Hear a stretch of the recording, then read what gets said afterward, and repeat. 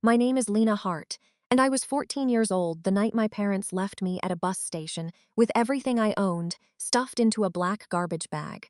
Not a suitcase, not a backpack, a garbage bag. It was tied at the top in a crooked knot because my mother had packed it too fast.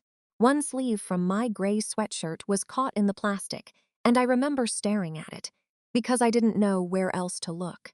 My father stood beside the trunk with his jaw tight, like I had inconvenienced him by existing. My mother stayed in the passenger seat. She didn't get out. She didn't tell him to stop. She just looked straight through the windshield, one hand wrapped around the strap of her purse, so tightly her knuckles had gone pale. I said, "Dad, where am I supposed to go?" He shut the trunk, not hard, that somehow made it worse. Then he looked at me and said, "You're not our problem anymore." For a second, I thought I had heard him wrong. I was 14. You still believe at 14 that there are certain lines parents do not cross. They might be angry. They might be tired. They might say things they don't mean. But they don't leave you outside a bus station. They don't put your clothes in a garbage bag. They don't say you are not their problem and then get back into the car. I looked at my mother. She heard me crying. I know she did. Her face changed a little, just a little. Like something inside her wanted to turn toward me, but she didn't. She looked away. My father got in the driver's seat. The car was still running. He had never even turned it off. That detail stayed with me for years. He had planned not to stay. The exhaust came out in thin gray clouds behind the car. The bus station lights buzzed above me. The bench under my legs was painted blue, but the paint was chipped where other people had sat with their bags, their tickets, their lives still moving forward. Mine felt like it had stopped. I didn't chase them. I didn't scream. I didn't throw myself against the window or pound on the trunk or beg them to come back. I just stood there with my garbage bag in one hand and watched the taillights get smaller. And that was what my father counted on. He counted on me being quiet. He counted on no one asking too many questions. He counted on the town seeing one more troubled girl from one more troubled family and looking away the way my mother had. But across town, at my grandmother's old diner, something happened that he had not counted on. It started with one phone, then another, then 5 more. A sharp emergency tone cut through the dinner rush, so suddenly that forks stopped halfway to mouths.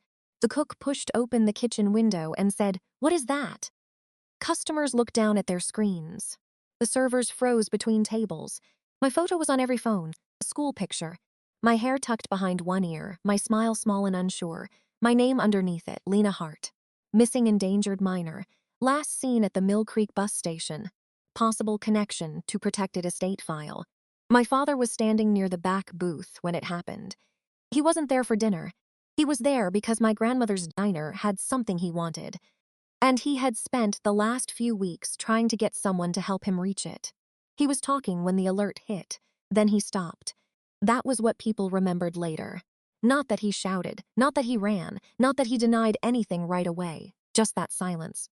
My father, who always had an answer, went completely still when my photo appeared. And for the first time in my life, the room looked at him instead of through me. Before I tell you how a 14-year-old girl ended up on that bench, and why my face appeared on phones before my parents even made it home, stay with me. Because this is not a story about revenge. It is about what happens when people leave you in the dark, not knowing someone who loved you had already hidden a light there. Now let me take you back. Before the bus station, before the garbage bag, before my father decided I was disposable, there was a diner, there was my grandmother, there was a brass key on a faded ribbon. And there was a promise I did not understand until the night I had nowhere else to go. My grandmother's diner sat on the corner of Maple and 3rd, between a laundromat and an old pharmacy that still had a hand-painted sign in the window. It was called Rosie's because my grandmother's name was Rosemary, though almost nobody called her that. To everyone else, she was Rosie. To me, she was Grandma. The diner was not beautiful in the way people mean when they talk about beautiful places. The floor tiles were old. One corner of the counter had a crack running through it.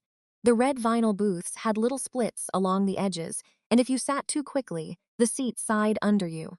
But it was warm. That was the first word I always think of. Warm coffee, warm plates, warm yellow light in the front window when everything outside looked gray. There was a bell above the door that made the same bright sound every time someone walked in. Grandma could tell who it was by the way they entered before she even turned around. "That's Mr. Alvarez," she would say, sliding toast onto a plate. "He walks like he's already late, even when he's early." Or, "That's Donna. She'll say she isn't hungry, then order pancakes." I used to sit at the end of the counter after school with my homework open and a glass of milk sweating onto a napkin. Grandma would move around me like I belonged there. She never made me feel in the way. If a delivery came, she let me check the list against the boxes: eggs, coffee filters, napkins, receipt rolls. She taught me how to count change back when people still paid cash more often than not. "Slow is smooth," she would say, watching me separate quarters from nickels. "You don't have to rush just because someone is waiting." I didn't know then that she was teaching me more than register work. She was teaching me how not to panic when someone wanted me nervous. Some afternoons, when the diner slowed down after lunch, she would hand me a damp cloth and point at the tables. "Corners, too," she'd say. I used to complain under my breath, just enough for her to hear. She never snapped.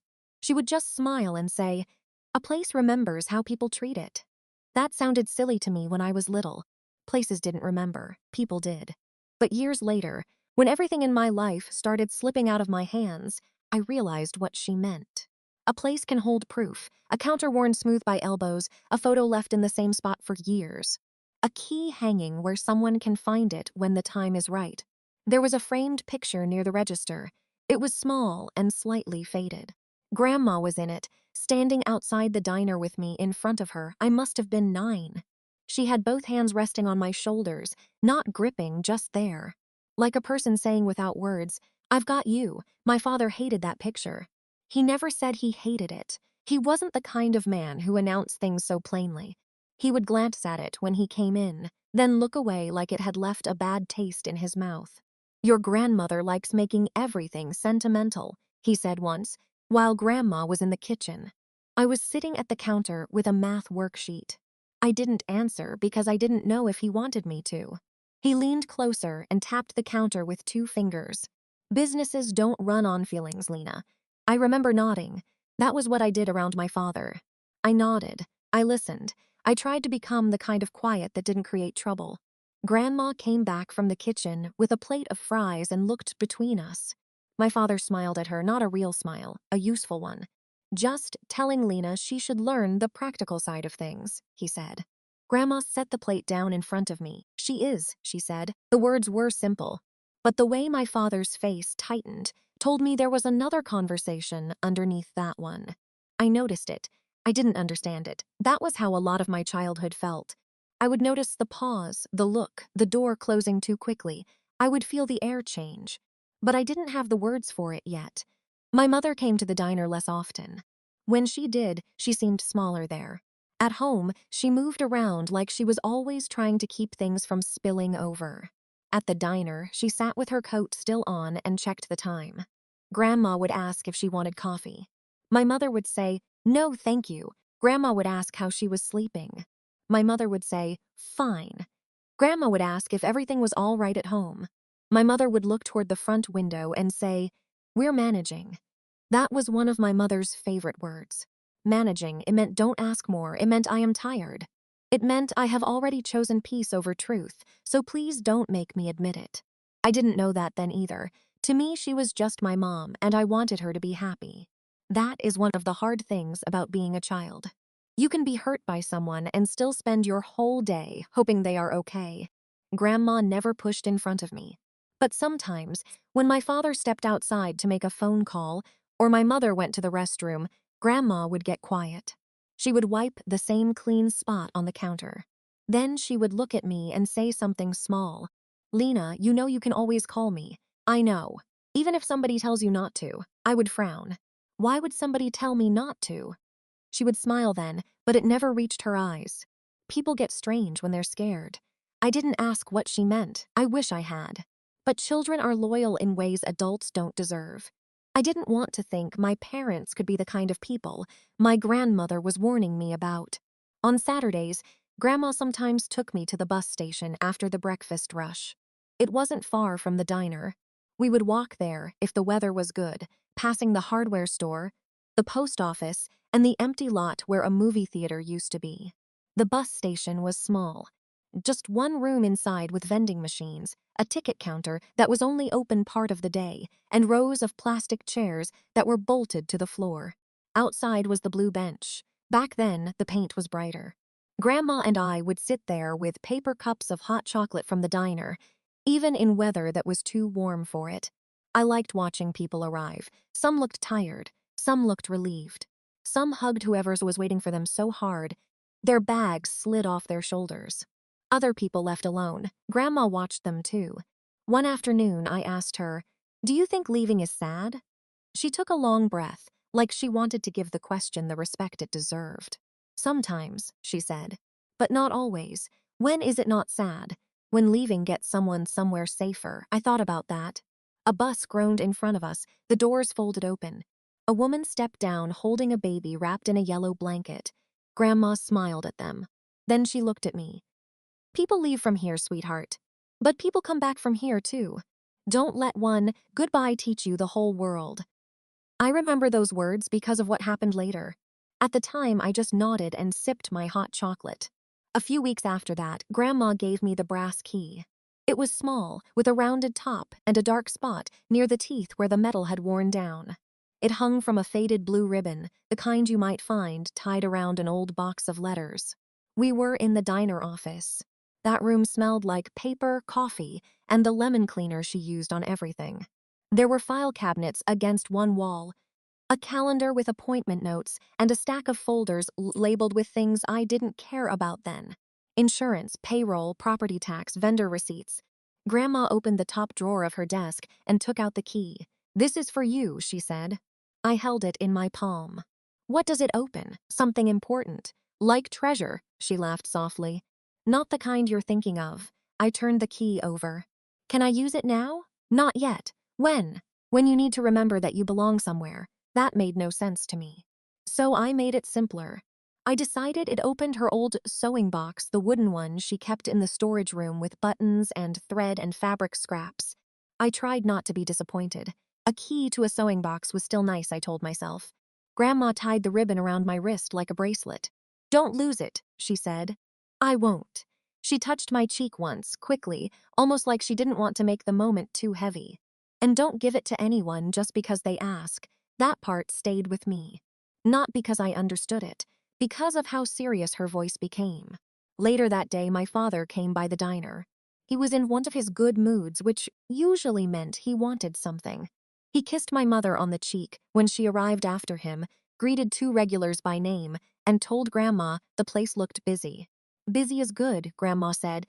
"Busy can still be inefficient," he replied. She didn't answer.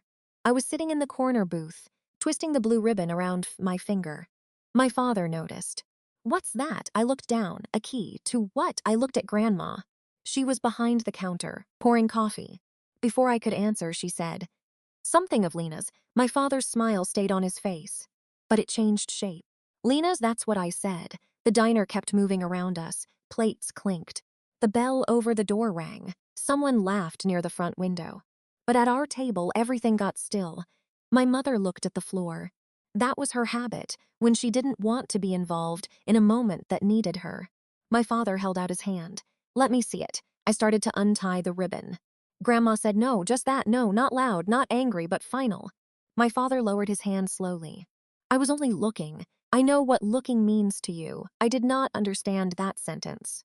My father did. His face went flat in a way I had seen only a few times before. Then he chuckled, like Grandma had made a joke. "You always were dramatic, Rosie." Grandma picked up the coffee pot and moved to the next table. Only when necessary. That night, at home, my father asked about the key again. We were in the kitchen. My mother was rinsing plates at the sink. The overhead light flickered every few seconds because he had been saying for months he would replace the bulb and never did. "Where is it?" he asked. I touched the pocket of my hoodie. His eyes followed the movement. "It's just a key," I said. "Then you won't mind showing me." My mother turned the water off. For 1 second, I thought she might say, "Leave her alone." She dried her hands on a dish towel instead. "Lena," she said quietly, "don't make this into something." I hated that sentence. I didn't know why yet. Don't make this into something. As if the thing only became real when I reacted to it. I took the key from my pocket but kept it in my closed fist. Dad stared at my hand. Then he laughed under his breath and stepped back. Fine. Keep your little secret. He walked out of the kitchen. My mother stayed at the sink. She didn't look at me. You shouldn't upset him when he's tired, she said. I remember looking at her back and feeling something small close inside me. Not all at once. Not dramatically. Just a quiet little door shutting. I didn't do anything, I said. She turned the water back on. That was the end of the conversation. For a long time, I believed that was normal. Maybe every family had moments like that. Maybe every house had things people didn't talk about. Maybe every child learned which questions made the air feel thinner. I kept the key hidden after that, sometimes in my sock drawer, sometimes inside an old pencil case, sometimes under the loose corner of the lining in my backpack. I didn't know why I was hiding it. I only knew my grandmother had told me not to give it to anyone just because they asked. And I trusted her more than I trusted the silence in our house. The last time I saw my grandmother argue with my father, I was carrying a tray of clean coffee mugs toward the diner office. The door was almost closed, not fully, just enough that their voices came through in pieces. She's a child, Grandma said. She's my child, my father replied. No, Grandma said. She is not property. I stopped walking. The mugs were warm from the dishwasher. One of them had a chip near the handle. I remember pressing my thumb against it until it hurt. My father said something too low for me to hear. Then Grandma answered very clearly, "If you try it, you'll regret it." I shifted my weight, and the tray clicked softly against the doorframe. The room went silent. My father opened the door. His face changed the second he saw me. Not into kindness, into performance. "There she is," he said. "Our little eavesdropper." Don't start," he said. Grandma came around him and took the tray from my hands. She was helping me. My father smiled. "That's what everyone does around here, isn't it? Helps you." Grandma looked at him for a long moment. Then she said, "Some people know how." He left after that. My mother followed him, apologizing softly to Grandma for something she had not done. I stayed behind the counter and watched through the front window as they got into the car. Dad was talking fast, Mom nodded. Grandma stood beside me, one hand resting on the counter near the register. I wanted to ask what he had tried. I wanted to ask why Grandma had said he would regret it. I wanted to ask why my mother always looked smaller after choosing him. But Grandma looked tired, so I said nothing. She glanced down at me and brushed a strand of hair away from my face. "Lena," she said, "promise me something." "What?" "If things ever feel wrong, don't talk yourself out of knowing it." I looked at her. "That sounds hard." "It is, then why promise? Because one day somebody may need you to doubt yourself so they can get away with what they did." The bell over the diner door rang before I could answer. A customer came in. Grandma smiled at them, lifted the coffee pot, and became rosy again, warm, busy, steady. I stood there with the chipped mug in my hand and the brass key hidden in my pocket, feeling like the adults around me were speaking a language I only knew every fifth word of. I did not know yet that the diner was more than a diner. I did not know the key was more than a keepsake. I did not know my grandmother had already started building something around me, something quiet and legal and patient. Something my father would not discover until he had already made the worst mistake of his life. The next winter was the first time I understood that a place could feel worried. That sounds strange, I know, but Rosie's changed after that argument in the office. Not in a way most people would notice. The coffee still brewed every morning. The grill still hissed when bacon hit it, Mr. Alvarez still came in at 7:10 and said he was only getting toast, then ordered eggs anyway. Donna still claimed she was not hungry and then asked for pancakes with extra butter. But I noticed Grandma checking the lock on the office door more often. I noticed a new folder on her desk with a rubber band around it. I noticed her writing dates on envelopes before putting them in the top drawer. Once, when I brought her a stack of receipt paper from the supply closet, I saw the corner of a letter under her blotter. There was a law office name printed across the top, Martin and Vale Estate Council.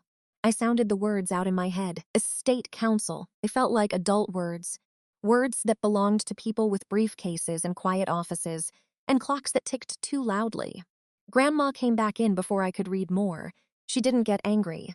She only slid the letter fully under the blotter and said, "Thank you, sweetheart."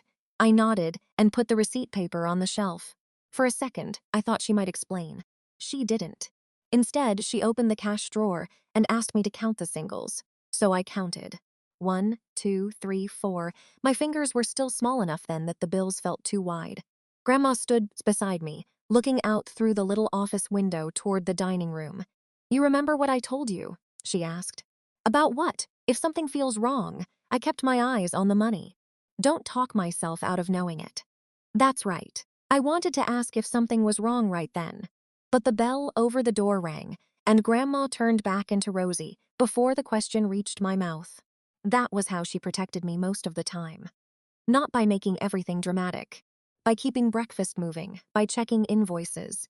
By knowing who had paid late and which freezer needed maintenance and how many pies could be sold before noon. Her love had lists, it had calendars. It had spare keys and labeled folders and phone numbers written twice. At home, love felt different. At home, it felt like watching the weather. You learned the sound of my father's truck before it turned onto our street. You learned whether his day had gone badly by how long he sat in the driveway before coming inside. You learned that my mother could read his footsteps from the kitchen. If he opened the door slowly, she relaxed a little. If he opened it hard, she wiped her hands and started fixing something. Coffee, dinner, the mail pile. Anything that made the house look orderly enough to keep him from noticing us too closely. He wasn't always cruel. That is part of what made it confusing. Some nights he brought home takeout and asked about my grades. Some mornings he fixed the chain on my bike without making a big thing of it. He could be calm for days, even funny sometimes, and then one small thing would change the room. A bill on the counter, a message from Grandma, me saying I wanted to spend Saturday at the diner. Then his face would close. "You're there too much," he said one Thursday night. I was rinsing my plate. My mother was wrapping leftovers in foil. "At the diner?" I asked. He looked at me like the question was stupid. "Where else?" "Grandma needs help after school. She has employees. I like helping." "That's not the point." I waited because I had learned that sometimes adults wanted you to answer, and sometimes they wanted you to stand still while they arranged their anger. My mother pressed the foil down too hard over the bowl. Dad leaned back in his chair. "She fills your head with things." "What things?" He laughed once. Not because it was funny. "You don't even hear yourself," my mother said. "Lena, just don't argue." "I'm not arguing." Dad looked at her then, not me. "See?" My mother lowered her eyes. That was all it took for me to become the problem. I went to my room after dinner and took the brass key from inside my pencil case. I had wrapped it in a scrap of blue fabric from Grandma's sewing basket. I liked the weight of it in my hand. It made no sense, but holding it made me feel less blurry. I thought about showing it to Mom and asking her why Dad cared so much. But then I remembered the sink water running while she told me not to upset him. So I put the key back. I did not know yet that keeping quiet could protect a secret. I only thought I was avoiding trouble. On Sundays, Grandma picked me up for the breakfast shift, if my parents allowed it. She would pull into the driveway in her old green car, and I would watch from the window until my father gave a small nod. Permission. That was what it felt like, though no one called it that. One morning, he stood on the porch while I got in Grandma's car. Grandma rolled her window down. "You're welcome to come by for lunch," she said. Dad smiled. "I'm sure you'd love that." I would. The smile stayed between them, thin as paper. My mother stood behind the screen door in her robe, holding a mug she had not drunk from. Grandma looked past my father and lifted her hand to her. Mom lifted hers halfway. Then Dad said, "Don't keep her all day." Grandma's hand returned to the wheel. "She'll be home before dinner." He tapped the roof of the car twice, like he owned the errand, and stepped back. We drove away. For the first few minutes, neither of us spoke. The heater made a clicking sound. Grandma had a stack of deposit slips clipped together on the dashboard, and every time we turned, they slid a little. Finally, she said, "You don't have to make yourself smaller in a room just because someone else wants more space." I looked out the window. "I don't." She didn't argue with me. That was another thing about Grandma. She did not force me to admit things before I was ready. At the diner, she let me write the specials on the chalkboard. Chicken noodle soup, meatloaf sandwich, apple pie. I wrote slowly because my handwriting tilted when I rushed. Slow is smooth, she reminded me from the register. I know, she smiled. I know you know. That morning, she showed me how to match receipts to the register tape. She let me circle numbers with a red pen. She explained that businesses were not just food and customers. They were records. Proof that money came in, money went out, people were paid, taxes were filed, vendors delivered what they promised. Paper tells a story too, she said. A boring story. Sometimes boring stories save you. I wrinkled my nose. She laughed and handed me another receipt. It was from a repair company for the walk-in freezer. There was a date, a service number, a signature at the bottom. Grandma tapped it. See? If someone says later that I never fixed it, this says I did. Why would someone say that? People say all kinds of things when money is involved. There it was again. That little change in her voice. I looked toward the office. The door was closed. Grandma noticed where I was looking. Then she folded the receipts and said, "Come on. We have coffee cups to rescue." By noon, the diner smelled like onions, coffee, and rain. Water tapped against the front windows. The booths were half full. Grandma moved through the room with her pad in one hand and a pencil behind her ear. My father came in just after 1. He did not look wet, so he must have parked close. He wore his work jacket and carried a folder under his arm. I was behind the counter stacking clean saucers. He looked at me first, then at the office door. "Where's your grandmother?" "In the back." He nodded as if I had reported correctly. Then Grandma came out of the kitchen wiping her hands on a towel. "Daniel, Rosie." He lifted the folder slightly. "Got a minute?" Her face did not change, but I saw her hand pause on the towel. "Not in the office." His smile tightened. "It's private, then it can wait." A server passed behind me with 2 plates of meatloaf, pretending not to listen. Dad lowered his voice. "I'm trying to help you make a sensible decision." Grandma folded the towel once, then again. "I made mine. This isn't just about you." "No," she said, "it isn't." I kept stacking saucers. One on top of another, careful. Quiet. My father glanced at me. "You hear that, Lena? Your grandmother thinks she knows what's best for everyone," Grandma said. "Don't use her for this." He looked back at her. "For what?" "You know what?" The rain got louder for a moment, or maybe the room got quieter. My mother came in a few minutes later. I hadn't known she was coming. She stood near the door with her coat buttoned wrong, one side higher than the other. Her hair was pulled back too tightly. "Daniel," she said softly. Dad did not turn around. Grandma looked at her with something like pity, though not the kind that makes a person feel small. More like she was tired of watching someone choose fear. Mom's eyes moved to me, then to the folder, then to the floor. "Maybe we should talk about this later," she said. Dad laughed under his breath. "Of course." Grandma stepped closer to the counter. "Lena, go check the sugar caddies." I knew they didn't need checking. I also knew when an adult was trying to move me away from a conversation. So I picked up the little plastic tray and went table to table, opening silver lids, pretending to count packets. At the last booth, I could still hear pieces. "Not signing anything today. Making this harder than it has to be. She deserves stability." "Then give it to her." That was Grandma.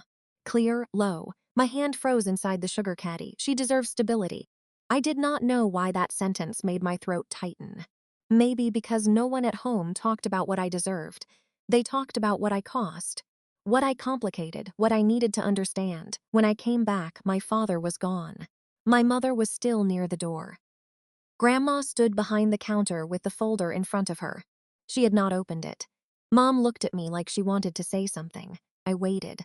She only said, "Get your coat before dinner." Then she left too.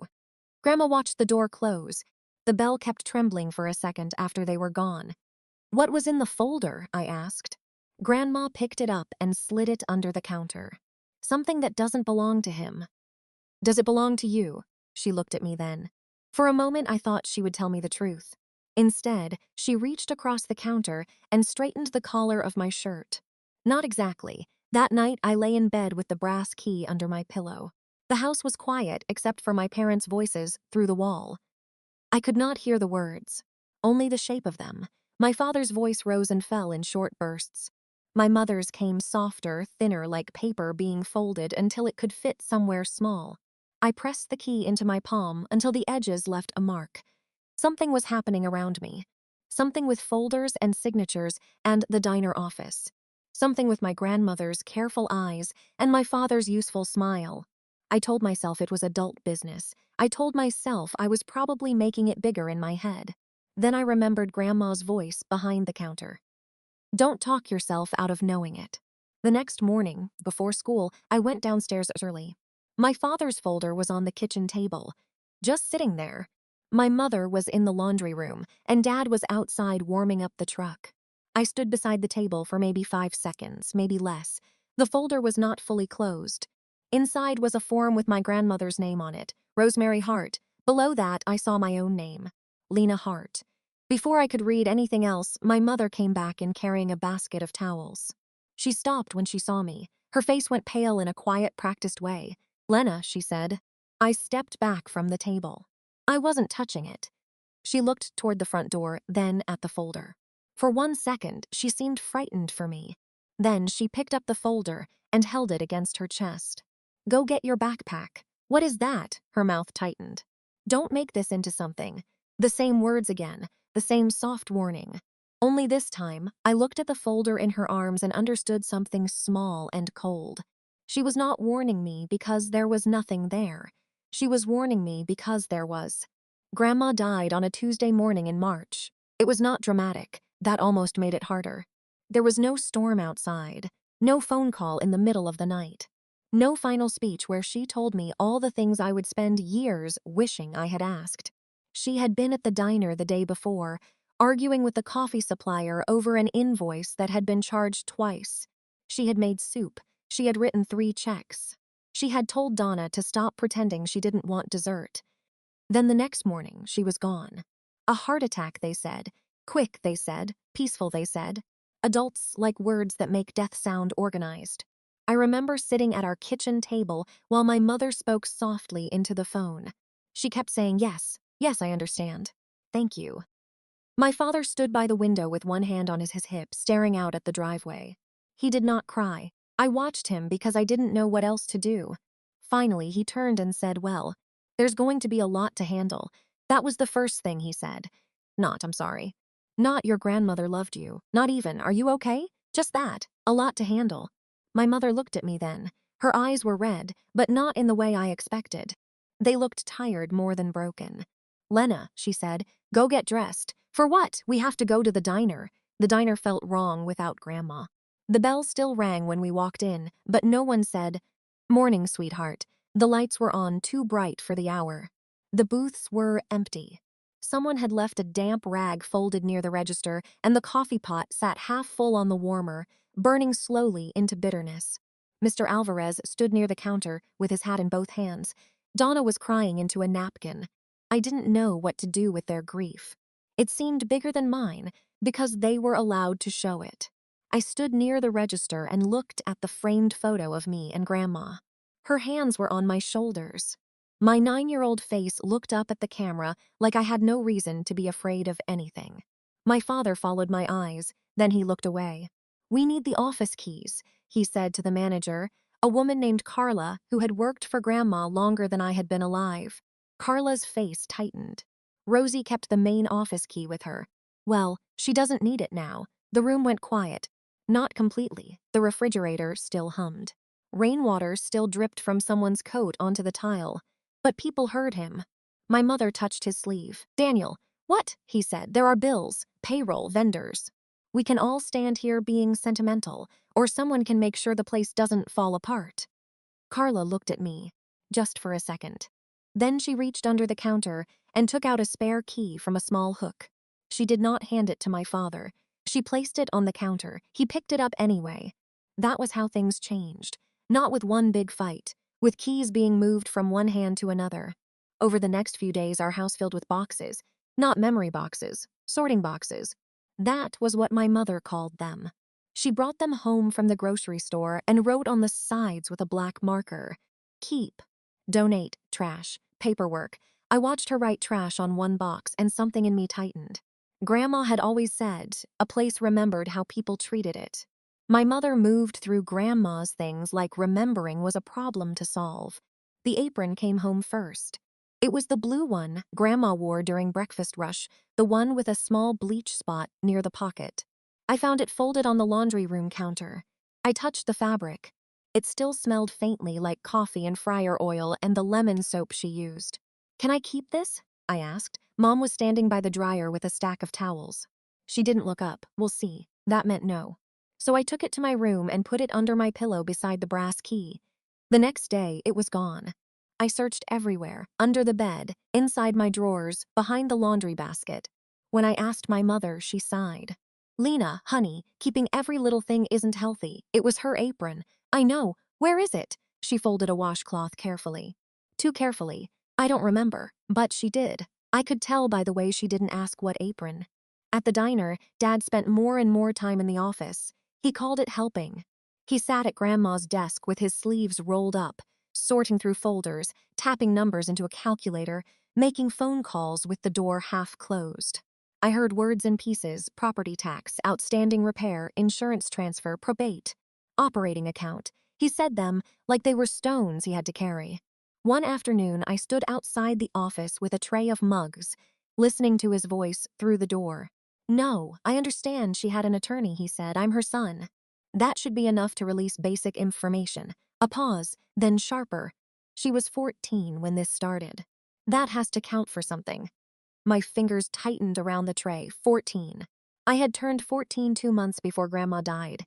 Inside the office, Dad lowered his voice.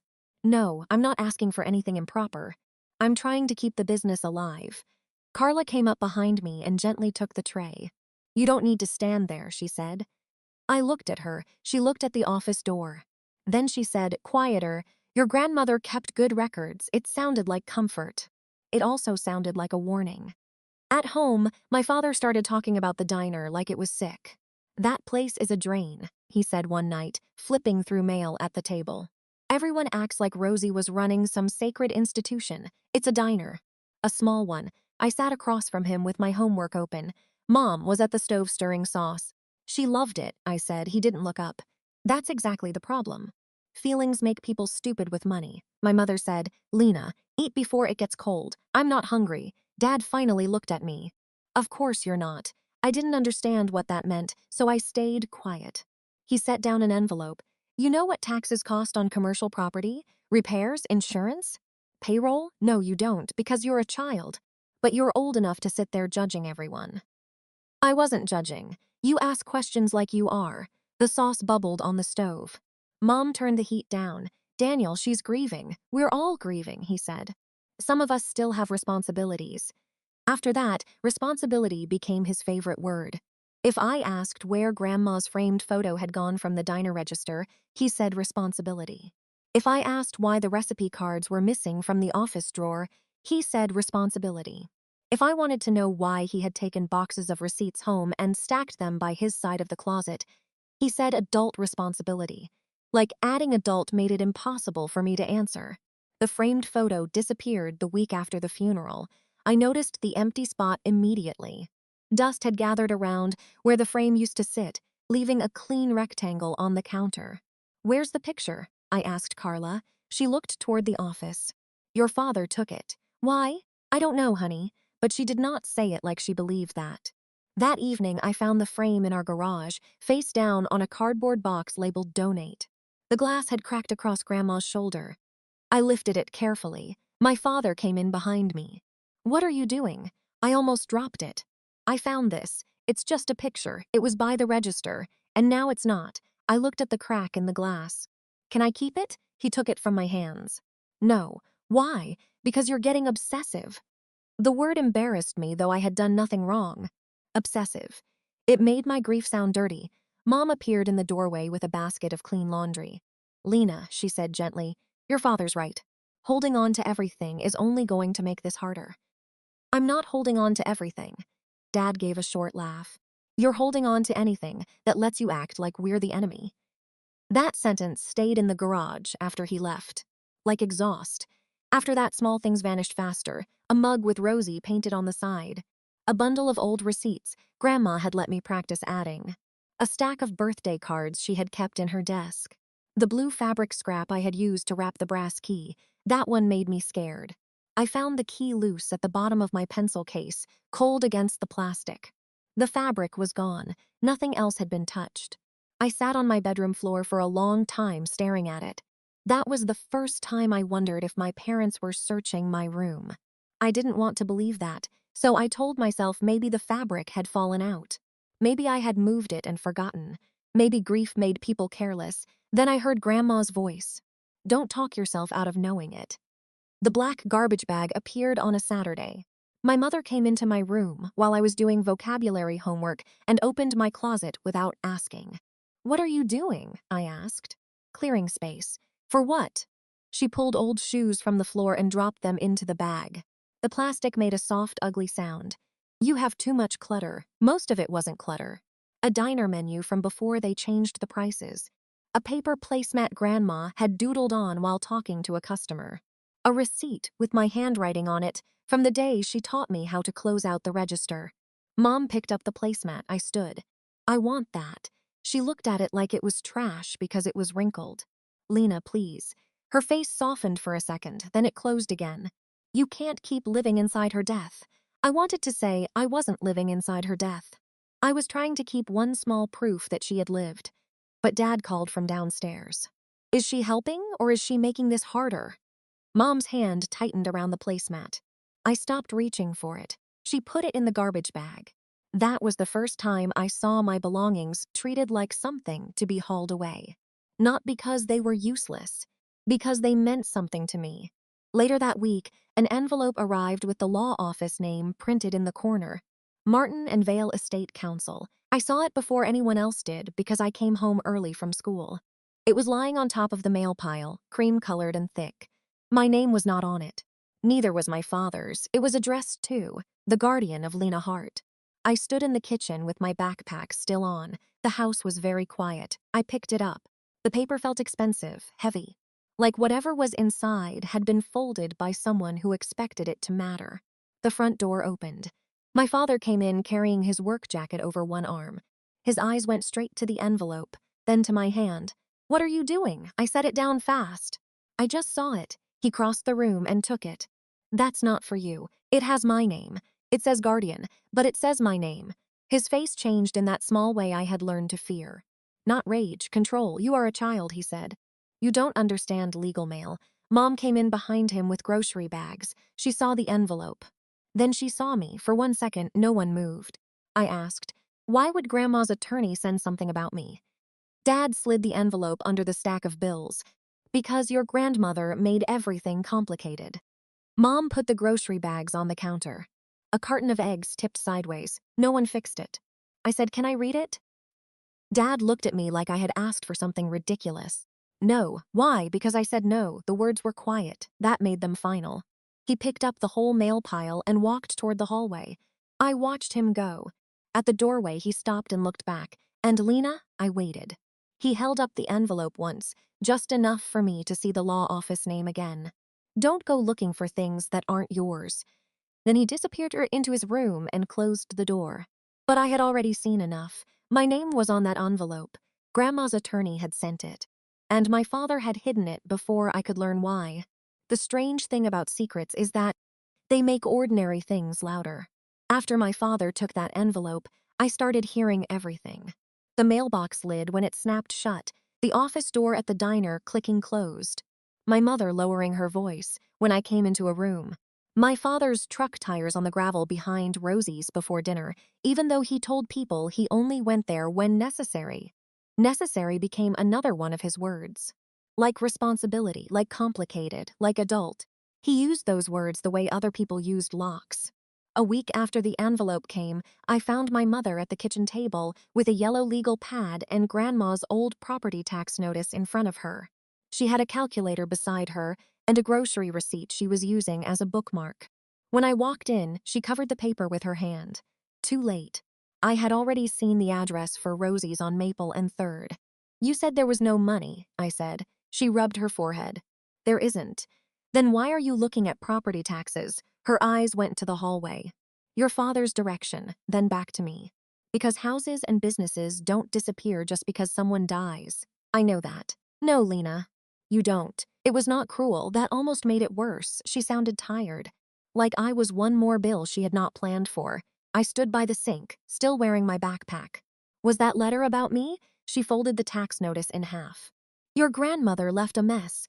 That's not what I asked. My mother looked at me for a long moment. Then she said softly, "You need to stop making your father feel like you don't trust him." I remember looking down at the floor because I did not know what my face was doing. She had not answered. That was becoming an answer by itself. At Rosie's, things kept moving, but they moved wrong. Carla still opened at 6. The coffee still went on. The same men still sat at the counter and argued about high school football like the season depended on their opinions. But Grandma's office no longer smelled like lemon cleaner. It smelled like my father's aftershave and paper dust. He had changed the chair position. That bothered me more than it should have. Grandma always kept it angled toward the filing cabinet so she could reach the bottom drawer without standing. Dad pushed it square behind the desk, like he was trying to make the room obey him. One afternoon, Carla asked me to restock napkins near the back. The storage closet was beside the office. I took longer than I needed to. I moved one pack of napkins at a time and listened. Dad was on the phone. "No, I'm not asking to break the trust," he said, "trust." I froze with my hand on the cardboard sleeve. He was quiet for a few seconds. Then he said, "I'm asking who has authority until she's of age." My heart started beating harder. He did not say my name, he did not have to. Another pause, his voice sharpened. "That's ridiculous. She's a minor. She can't be the only beneficiary if she can't sign anything." Beneficiary. I didn't know exactly what that meant, but I knew it was a word that made my father angry. Carla came around the corner before he finished the call. She saw me holding the napkins. She saw the office door. Her face did not change much, but she took the stack from my hands. "Front booth needs ketchup," she said. The front booth did not need ketchup. I went anyway. That night, I wrote the words in the back of my math notebook. Trust, beneficiary, authority, minor. I spelled beneficiary wrong the first time. I crossed it out carefully and tried again. I did not know what I was doing, not really. I only knew adults could take things from you if you could not name them. 2 days later, my father told me I could not go to Rosie's after school anymore. I was putting on my shoes by the front door. He was standing in the hallway with his work, shirt half buttoned, holding a cup of coffee. "I need you home," he said. "For what?" His eyes lifted. I corrected myself. "I mean, is something happening? You need to stop hanging around those people." "Those people?" "The diner staff. Customers, Carla." He said her name like it had a stain on it. "They're filling your head with nonsense. They don't talk to me about anything." That's not what I hear. My mother came out of the laundry room with a basket against her hip. I looked at her. She adjusted a towel in the basket. "Maybe a little time away would be good," she said. "Good for who?" My father set the coffee down. The sound was small. The warning was not. I picked up my backpack and said nothing else. At school, I started using the library computer during lunch. I looked up words from my notebook, typing slowly because the keys stuck. Trust, beneficiary, probate, guardian. Some of it made no sense. Legal websites talked in circles. Everything seemed to depend on other things I didn't understand. But I learned enough to feel cold. A beneficiary was someone something was left to. A trust was a way to hold and protect property. A guardian was someone supposed to act for a child. Supposed to. That word stayed with me. After school, instead of going straight home, I walked to the diner and came in through the back door. I knew I shouldn't. I also knew if I waited for permission, I would never learn anything. Carla was in the kitchen checking delivery boxes against an invoice. She looked up. "Lena, I can't stay. You shouldn't be here if your father said not to." That hurt, even though she was right. "I know." She put the clipboard down. I asked, "Did Grandma leave something for me?" Carla's face changed so quickly I almost missed it. Then she said, "That's not something I can explain. But there is something." She wiped her hands on a towel. "You need to be careful. Everyone keeps saying things like that because your grandmother was careful. That's the only reason there's anything to be careful about." I wanted to ask more, but the front bell rang. Carla looked toward the dining room. Then she reached into the drawer under the prep counter and pulled out a dented recipe tin. It was the one Grandma used for old index cards: meatloaf glaze, pie crust, chicken soup. Carla slid it toward me. "Take the cards your grandmother wrote in blue ink," she said. "Only those." "Why?" "Because she asked me to make sure you got them if things got strange." My mouth went dry. "Are things strange?" Carla gave me a look. I opened the tin with shaking fingers. Most cards were recipes. Some had grease stains, some had little notes in the margins. Add less salt if Daniel is coming. He complains either way. I almost smiled. Then I found the first blue ink card. It did not have a recipe on it. It said, "Lockbox, not office." I turned over another. "Martin, ask for Ellis." Another. "Diner operating account, do not sign transfer." I did not understand all of it, but I knew I was holding something I was not supposed to have. At the very back of the tin, folded twice behind the pie crust recipe, was a thin piece of paper. Grandma's handwriting. For her, if they ever try to make her disappear, I read it 3 times her. It could have meant anyone. That is what I told myself. It could have meant my mother. It could have meant Carla. It could have meant some legal thing with words adults used. But my hands knew before my mind did. Carla touched my wrist. "Put it away." I folded the paper and slipped it into my sock because I did not trust my backpack anymore. Then the bell over the front door rang again. Carla's face went still. "That's your father." I don't know how she knew. Maybe by the footsteps. Maybe by the silence that followed him. I closed the recipe tin and pushed it back across the counter. Carla turned toward the stove. I moved into the narrow space beside the pantry shelves, behind stacked boxes of flour and paper cups. My father's voice came from the dining room. "Carla, Daniel, is Lena here?" My throat closed. Carla did not pause long enough to sound guilty. "No, school said she left on time, then maybe she went home." He walked closer. I heard his shoes on the kitchen tile. "She's been asking questions." Carla's voice stayed even. "Children do that, not about trusts." Silence. The words sat in the kitchen like smoke. I pressed my heel down, feeling the folded paper inside my sock. Dad said, "If Rosie gave you anything, now would be the time to say it." Carla laughed once, tired and flat. "You think she trusted me more than you. I think my mother enjoyed making me look like the villain." "No," Carla said. "You handled that yourself." For a second I thought he might yell. He didn't. That was worse. His voice dropped. "If Lena comes here, you call me, not the attorney, not anyone else." Me. After he left, Carla waited a full minute before she looked at me. "You need to go out the back." I nodded. At home, I went straight to my room and locked the door, even though locking doors in our house was not really allowed. I pulled the paper from my sock and hid it inside the lining of an old stuffed bear Grandma had given me when I was 6. Then I took out the brass key. My hands were still shaking. For the first time, I tried it on Grandma's old sewing box. The key slid in halfway and stopped. I turned it gently. Nothing. I tried again, still nothing. I sat on the floor with the box in front of me, staring at the key in my hand. It did not open the sewing box. The thing I had believed for years was wrong. A small thought moved through me. If the key didn't open that, then what did it open? A knock came at my door, not loud, 2 taps. I shoved the key under my thigh. My mother's voice came through the wood. "Lena?" I didn't answer. "I know you're upset." I looked at the sewing box. The room felt too small. She said, softer, "Your father and I need to know if your grandmother gave you anything else." I closed my hand around the key. No, a pause, then my father's voice came from behind her. Too calm. "Open the door, Lena." I stood up slowly and slipped the key into my palm. When I opened the door, my mother was looking at the floor. My father looked at my hand. Then at my face. "What's that?" he asked. I tried to close my fingers around it, but he had already seen the brass edge. His voice softened. Not kindly, carefully. "Where did you get that key?" My father's question sat between us for so long that even my mother looked up. "Where did you get that key?" I could have said Grandma gave it to me. That was true. But truth in our house did not always protect you. Sometimes it only told people where to press. So I looked down at my hand and said, "I found it in my drawer." His eyes narrowed a little. "What drawer?" "My desk." "When?" "I don't remember." That was the first lie I remember telling carefully. Not because I wanted to deceive him.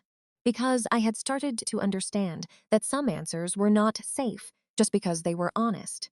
My father held out his hand. "Let me see it." I felt my mother watching me now, not with comfort. With fear, I placed the key on my open palm but did not move closer. "It doesn't open anything," I said. "That's not what I asked." "It doesn't." I tried it on Grandma's sewing box. His face changed. Just a little, enough. "You tried it." I nodded. "Why?" "Because I thought that's what it was for." He took one step into my room. I stayed where I was. Then my mother said, "Daniel." He stopped. For a moment, I thought she had finally done it. Finally placed herself between him and me. but she only said, maybe let her sleep. She has school tomorrow. He looked at her like she had interrupted a transaction. Then he smiled at me. It was calm, almost gentle. Keep it, he said. If it's nothing, then it doesn't matter. He left before I could answer. My mother lingered in the doorway. Her eyes moved to the sewing box on the floor, then to my hand. You need to stop making him suspicious, she whispered. I stared at her. I'm not making him anything. Her face tightened, but she did not argue. She pulled my door almost closed behind her, not all the way.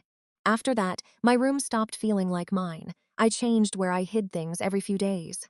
The paper with Grandma's handwriting stayed inside the stuffed bear, but I moved the bear from my bed to the top shelf of my closet, then into a laundry basket, then back under the bed. The brass key went inside my sock one day, taped under my dresser drawer another, then inside the hollow space behind a loose baseboard I found while vacuuming. The business card from the recipe tin was harder, Martin and Vale, Ellis. There was a phone number printed under the name. I stared at it so often that the numbers started showing up when I closed my eyes. I memorized them in pieces, 3 digits while brushing my teeth, 3 more walking to school. The last 4 during math class while everyone else copied fractions from the board. I was terrified I would forget, so I made it into a rhythm and tapped it silently against my thumb. Not all at once, never out loud. At night, I wrote things in the back of my math notebook. April 3, Dad on phone with bank, said transfer delayed. April 5, Mom asked where Grandma's blue recipe cards were. April 6, Dad said Carla is a liar.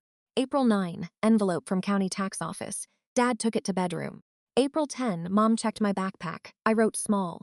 Then I tore the page out, folded it twice, and slid it behind the cardboard backing of a picture frame that no longer had a picture in it. I did not know if records would matter. I only knew Grandma had believed paper told a story. So I started leaving one. My father got quieter after he saw the key, not kinder quieter. He watched more. If I went to the bathroom, he noticed how long I was gone. If the phone rang and I looked at it, he looked at me. If I brought home a library book, he flipped through it when he thought I was in the shower. One evening, I came downstairs and found him holding my math notebook. I stopped on the bottom step.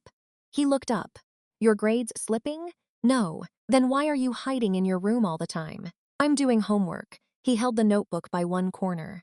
You used to be more honest. I did not answer. That seemed safer. He tossed the notebook onto the coffee table. Your grandmother poisoned you. The words were quiet, but they hit harder than yelling would have. My mother was sitting beside him folding towels. Her hands paused. She loved me, I said. Dad leaned back. She made you think you were special. I looked at the towels in my mother's lap. She smoothed one edge over and over. That's not a bad thing, I said. His mouth tightened. It is when you start thinking you're better than your own family. Family. That word changed shape in our house, depending on who was using it. When Grandma said it, it meant someone would save you a plate. When my father said it, it meant I owed him my silence. My mother tried softer things. That was how she worked. She came into my room one night and sat on the edge of my bed without asking. She brought warm milk because she had done that when I was little, back when I still believed comfort meant safety. You know we're tired too, I held the mug with both hands. I know, your father is under a lot of pressure. I know, we're trying to keep everything from falling apart. I looked at the milk. A skin had formed on top. She said, family can't survive if everyone keeps secrets. I almost laughed. Not because it was funny. Because the whole house was made of them. Instead, I asked, did Grandma want me to call Ellis? My mother went very still. The name had left my mouth before I could stop it. I watched her face carefully. She recovered fast, but not fast enough. Who told you that name? No one. Lena. I saw it somewhere. Where? I don't remember. She stood up then. The softness was gone. You need to be very careful with what people are putting in your head. What people? She took the mug from my hands, though I had not finished it. People who don't have to live with the consequences. After that, the house got smaller. My father took the cordless phone from the kitchen and kept it in their bedroom. My mother started driving me to school instead of letting me walk. If I stayed after class, she waited in the parking lot with the engine running. At Rosie's, Carla no longer came to the counter when I passed the window. Sometimes I saw her inside, moving between tables with coffee, but she never looked too long. I understood. He had warned her. Still it hurt. At school, my English teacher, Mrs. Avery, noticed first. She stopped me after class while everyone else was shoving books into bags. Lena, can you stay a second? My stomach dropped. I thought I had done something wrong. She waited until the room emptied. Then she said, "You've been very quiet." "I'm always quiet, not like this." I looked at the whiteboard behind her. She had written tomorrow's assignment in blue marker. Personal essay draft due Friday. I remember that because I wanted to write about Grandma and knew I couldn't. Mrs. Avery lowered her voice. "Is everything okay at home?" That question should have opened something. It almost did. I felt the words rise up. My father took legal mail with my name on it. My mother searches my things. My grandmother left me a key that doesn't open what I thought. There is a card with an attorney's number hidden inside the hem of my winter coat. Instead, I said, "We're just having a hard time since my grandma died." Mrs. Avery watched me. "I'm sorry," she said. "Thank you. If you need help, you can tell me." I nodded. I wanted to. But I could hear my father's voice in my head. "No one is going to take your side." And underneath that, something worse. What if they called home? What if help arrived in the shape of a phone call my father answered? So I picked up my books and left. That afternoon, I tried the number anyway, not from home. From the payphone near the school gym that most students used only when their cell phones died. I had 4 quarters in my pocket. My hands were so cold I dropped the first one. The line rang twice, 3 times. A woman answered, "Martin and Vale, this is Paula." My mouth went dry. I had planned what to say. I forgot all of it. "Hello," she said, "I need." The gym door opened behind me. My father stepped into the hallway. I hung up so fast the receiver banged against the metal cradle. He looked at the phone, then at me. "What are you doing?" "Calling Mom. She's outside." I didn't know. He walked toward me slowly. Who answered? I could hear my own breathing. No one. His eyes stayed on my face. Then he said, "Get in the car." He did not speak the whole way home. That silence was worse than any question. At dinner, he announced it. "Something has to change." My mother closed her eyes briefly. I looked from one to the other. What does that mean? It means this attitude, this sneaking around, this obsession with your grandmother's mess, it ends. "I'm not sneaking around." He set his fork down. "You think I don't know what you're doing?" I said nothing. That was the only answer I had left. He leaned forward. "You have no idea how hard the world is, Lena. You think those diner people care about you? They cared about Rosie. There's a difference." My mother whispered, "Daniel, please." He ignored her. "No one is going to save you from being difficult." I looked down at my plate. The food had gone cold. The next day, my mother came into my room with a black garbage bag. Not a box this time, a garbage bag. She said she was simplifying. That was the word she used. Simplifying. She opened drawers and took clothes I still wore. She pulled books from my shelf and asked whether I really needed them. She folded my jeans into the bag, like she was packing for a trip she didn't want to name. I sat on the bed with my hands under my thighs. Then she pulled Grandma's old diner apron from behind my sweaters. I had found it weeks earlier in the garage and hidden it again. She held it for a moment. Her face changed. I thought maybe she would give it back. Instead, she folded it once and lowered it into the bag. Then she noticed me watching and took it out again. "I'll wash this," she said. We both knew she was lying. That evening, I moved the business card. I took it from the hem of my winter coat and slid it under the insole of my left shoe. I moved the key into the small inside pocket of my hoodie. I repeated Ellis's phone number silently until it felt less like numbers and more like breathing. The black garbage bag stayed by my bedroom door overnight, half full, open at the top, like a mouth. On Friday, my father came home early. I heard his truck before I saw him. My mother was in my room, tying the garbage bag closed, not tight, just enough. Dad stood in the doorway. "Put your shoes on," he said. "Where are we going?" "For a drive." My mother looked at the bag, then away. I stood slowly. Dad's eyes went to my hoodie pocket. "Don't bring that key." My hand did not move. "What key?" His smile was, "The one you think I don't know about." My mother whispered, "Lena, don't make this harder." There it was again. Harder, as if I was the weight, as if the bag by the door was something I had packed myself. I went to my closet and took out my shoes. My left shoe felt strange because of the card under the insole, but I did not adjust it. Then I slipped my hand into my hoodie pocket and closed my fingers around the brass key. I brought it anyway, When we walked outside, the garbage bag was in my father's hand. He put it in the trunk, not gently, not angrily, just like it was something that had already been decided. And when I got into the back seat, I understood that the bag was not about cleaning. It had never been about cleaning. The car smelled like old coffee and rain. My father drove with both hands on the wheel, his shoulders squared, his eyes fixed straight ahead. He was not speeding, that stood out to me. He drove carefully, like a person transporting something fragile or something he did not want to explain if a police officer pulled him over. My mother sat in the passenger seat with her purse in her lap, both hands on the strap. She kept rubbing her thumb over the same worn place in the leather. I sat behind her. My left shoe pressed strangely against my foot because of the card under the insole. The brass key was in my hoodie pocket, closed inside my fist. I held it so tightly, the teeth pressed into my skin. No one said where we were going. That was how I knew they both knew. If it had been normal, my mother would have filled the silence. She would have said we were going to the store, or to talk, or to clear our heads.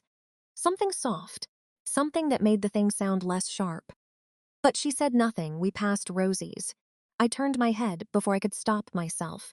The diner lights were on. Cars were parked out front. Through the rain-specked window, I could see people moving inside, ordinary and warm and unreachable. For 1 second, I thought my father might turn in. He didn't. He kept driving. A few blocks later, I recognized the road. Maple became County Line.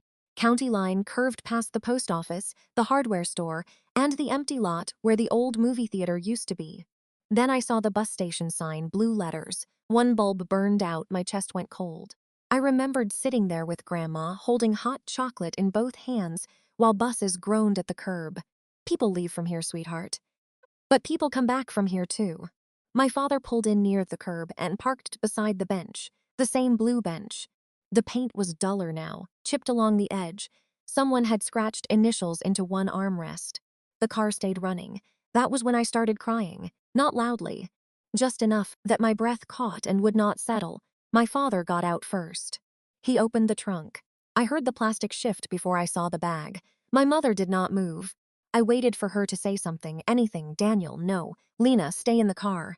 We are not doing this. But she stared out the windshield at the station doors. My father came around with the garbage bag in one hand. It looked heavier than it had at home.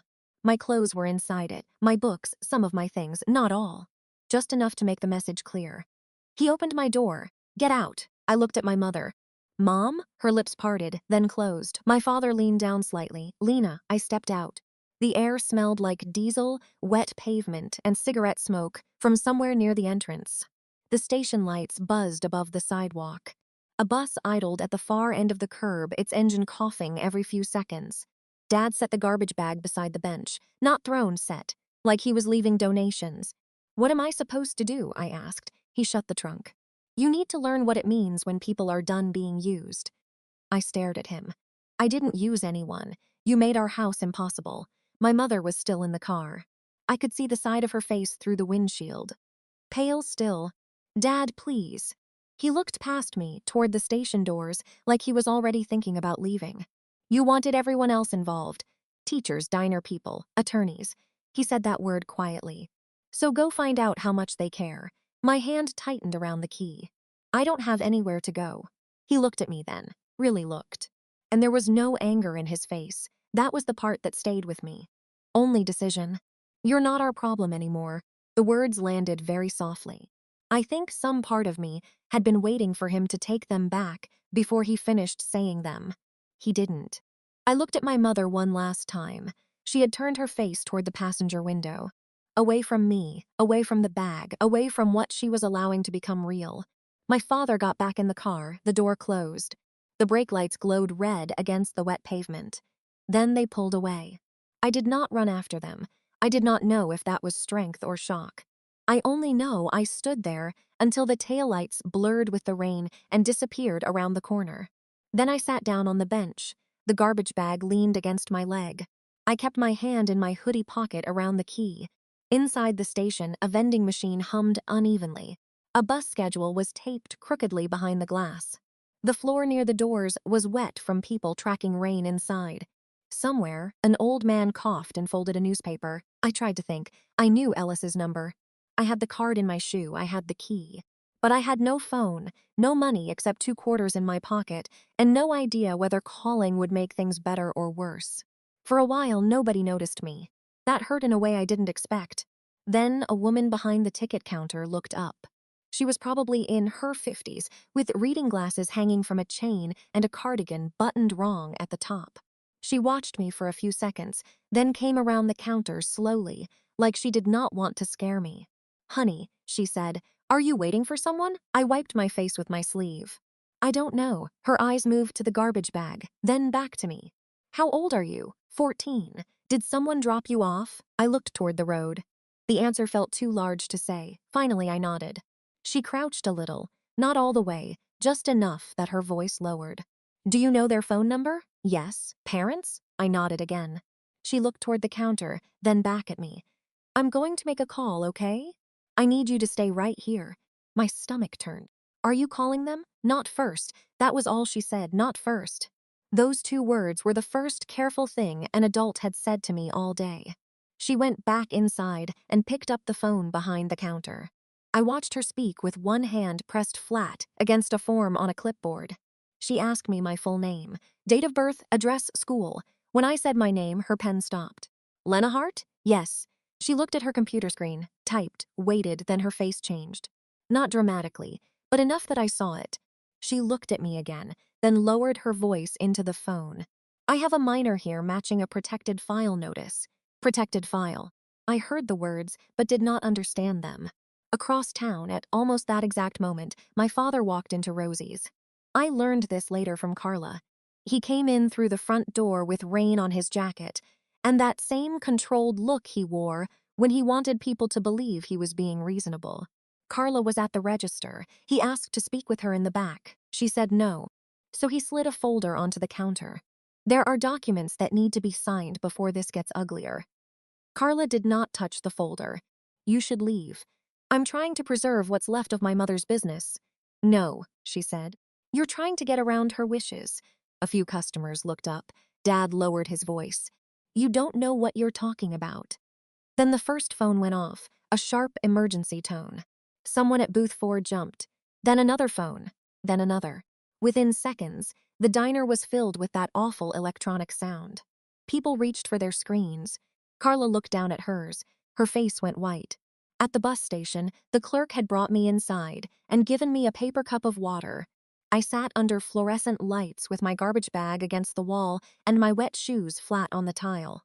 On every phone inside Rosie's, my school photo appeared. Lena Hart. Missing endangered minor. Last seen at Mill Creek bus station. Connected protected trust alert. Notify Martin and Vale Estate Council. The diner name was listed underneath, Rosie's. For a few seconds, nobody spoke. Then someone said, "Isn't that Daniel's daughter?" My father was still standing at the counter. Carla looked at him. So did everyone else. He opened his mouth. Nothing came out. That silence did more than yelling ever could have. It showed people where the truth was before they had the facts. His phone started ringing. My mother, probably. He did not answer. Then Carla's phone rang again, different this time. She looked at the screen and stepped away from the counter. At the bus station, the clerk came back to me holding the phone out carefully. "It's someone from Martin and Vale," she said. "An attorney." My hand tightened around the key so hard it hurt, I took the phone. A man's voice came through, calm but urgent. "Lena, my name is Ellis Vale. I knew your grandmother." I could not speak at first. He waited. Then he said, "You're safe for the moment. Listen carefully." "Do you still have the key?" "Yes," I whispered. Ellis exhaled once, like he had been holding that breath for years. "Good," he said. "Do not give it to anyone except me or Ms. Ortega from Child Services. Do you understand?" I looked at the clerk, who was standing a few feet away with her hands folded in front of her. "I understand. Help is on the way." Your grandmother made sure there would be help. That was the first time I cried in a way I could not hide. Not loud, not messy. Just tears falling while I held a phone in one hand and the brass key in the other. The clerk gave me tissues from behind the counter and did not ask me to explain before I could breathe. A police officer arrived first, then a woman from Child Services with a gray coat and a clipboard. She spoke to me like every word mattered. "Do you feel safe going home tonight?" I looked at the garbage bag. Then I said no. No one argued with me. That alone felt unreal. They took me to a small office behind the county building. Not a warm place exactly. There were metal chairs, a humming printer, and a vending machine with crackers in it. But someone gave me a blanket. Someone made tea that tasted too weak. Someone asked before touching my shoulder. Ellis arrived a little after 9. He was older than I expected. Tall, careful, with rain on his coat and a leather folder under one arm. He did not rush toward me. He stopped at the door first. "Lena?" I nodded. "I'm Ellis Vale." He held up his hands slightly, like he wanted me to know he was not there to take anything. "I was your grandmother's attorney." I reached into my hoodie pocket and took out the key. His face changed when he saw it, not with greed, with relief. He sat across from me and opened his folder. Inside were papers clipped together with colored tabs. Copies, forms. A photo of Grandma standing outside Rosie's with her hand over her eyes because of the sun. Ellis pushed the photo toward me first. "She wanted you to see this before the paperwork. That nearly broke me. Because everyone else had started with paperwork," he explained slowly. Grandma had created a trust. The diner, her house, and a small piece of land outside town had been placed inside it. I was the protected beneficiary. My parents were not trustees. They were not authorized to sell, borrow against, transfer, or control anything in my name. I remember asking, "Why didn't she tell me?" Ellis folded his hands. "Because you were a child, and because she hoped you would never need it this way." The trust had emergency conditions. If I was reported missing, if I was abandoned, if anyone tried to access the assets improperly, if I was placed in unsafe care, the file would activate, the estate would freeze. Certain people would be notified. Martin and Vale, Child Services, the diner's operating contact, the county office. I stared at the papers. "So my face was everywhere because of this?" "Your face was everywhere because someone finally reported what was happening," he said. The trust only made sure no one could quietly bury it. The lockbox was not in the diner office. That was why Dad never found it. It was at Martin and Vale in a fireproof cabinet, under a file number Grandma had written on one of the recipe cards. The brass key opened the inner compartment. Inside were documents, account records, copies of letters, receipts, old photographs, and a sealed envelope with my name on it. Ellis asked if I wanted to wait. I shook my head. My hands were still cold when I opened Grandma's letter. It was not long. That surprised me. Grandma never wasted words when a few honest ones would do. She wrote that I was not a burden. She wrote that some people confuse control with care, and that if I was reading the letter, someone had probably tried to make me feel responsible for their choices. She wrote that love was not always loud. Sometimes love was a folder labeled correctly. A bill paid on time, a spare key kept safe, a phone number written twice. A place ready to open its doors when the world tried to close every other one. At the bottom, she had written, "Rosie's is not your prize, sweetheart. It is your place to come back to." I read that sentence until the words blurred. My parents tried to fix the story almost immediately. My father said it was a misunderstanding. Then, a lesson. Then a disciplinary measure that had been taken out of context. He told the officer he had only wanted me scared enough to stop sneaking around. My mother cried. She said she froze. She said she thought he would turn around. She said, "You know how your father gets." Even then, she wanted the child to understand the adult. The abandonment report stayed. The attempted transfers were frozen. The folder he had brought to Rosie's became part of a longer record. Carla gave her statement. The bus station clerk gave hers, Mrs. Avery gave one too, about the day she asked if I was okay and how quickly my father appeared near the phone. No one dragged my parents through the street. There was no big scene. Their story just stopped working. That was enough. For a while, I lived with a temporary guardian Grandma had named in the documents. A retired nurse named Miss Ortega, who made soup from scratch and never asked me to call her anything but her name. She drove me to school. She drove me to meetings. She let silence sit in a room without filling it with guilt. Months later, my parents requested a meeting. Ellis asked if I wanted to go. I said yes, but only if he stayed. We met in a small conference room at Martin and Vale. There was a pitcher of water on the table and a box of tissues no one touched at first. My father looked smaller there, not sorry, just smaller without a room to control. He wanted me to sign a statement saying I had misunderstood, that I had not been abandoned, that the situation had been emotional and temporary. It would help everyone move forward, he said. I looked at the paper, then at him. No, his jaw tightened. You're going to ruin your own family over one bad night? I did not raise my voice. It was not one bad night. My mother started crying then. I'm still your mother, she said.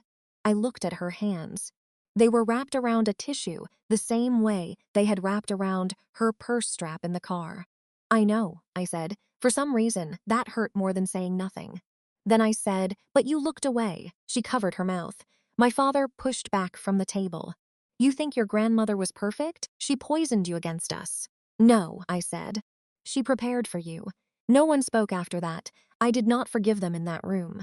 I did not punish them either. I just refused to lie. Years passed. The diner stayed open. Not because I became some brilliant business owner overnight. I didn't. There were adults who helped. Carla stayed. Ellis guided the legal parts. I learned slowly the way Grandma had taught me. Receipts, payroll, insurance, vendor orders, taxes, coffee filters, register tape, papers still told a story, so did places. The blue bench outside Mill Creek bus station was repainted a few years later. I went back once after I turned 21. The station looked smaller. The vending machine was gone. The schedule board had been replaced.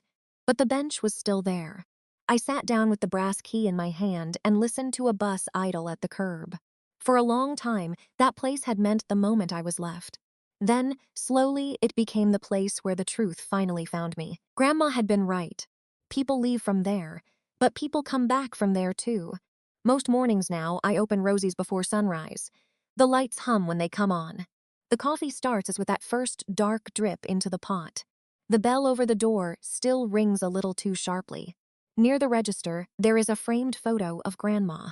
Beside it hangs the brass key on its faded ribbon. I do not need it anymore. The lockbox is empty now. The documents are filed. The danger has a name and a date and signatures attached to it. But I keep the key there because it reminds me of something I had to learn the hardest way. Being left was not proof I was unloved. It was proof that the wrong people had been trusted with love they did not know how to carry. And sometimes love arrives before the danger does, quietly, carefully, building doors a child does not even know she will need.